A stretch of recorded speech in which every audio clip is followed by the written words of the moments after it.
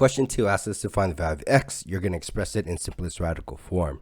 Notice that x here is a triangle within this shape, this quadrilateral. It's still a right triangle, so therefore we can use a squared plus e squared equals c squared. Notice that the x is one of the legs and the 33 is the hypotenuse, so be careful during the substitution. 25 squared is 625, 33 squared is 1089.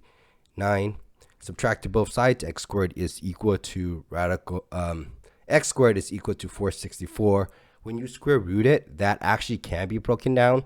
The two radicals that it breaks down into is radical 16 plus radical 29. My suggestion is when you see an even number, try 4. If 4 works, try 16. Because the square root of 16 is a perfect square, that breaks down to just 4. So x is just 4 radical 29. Make sure you leave it in simplest radical. Question B.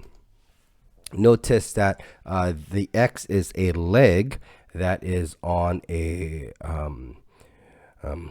right triangle. So you're still using Pythagorean theorem here. But notice that the b is 7. How I'm getting 7 is because it is half of the 14. So solving it like normal, 7 squared is 49, 8 squared is 64.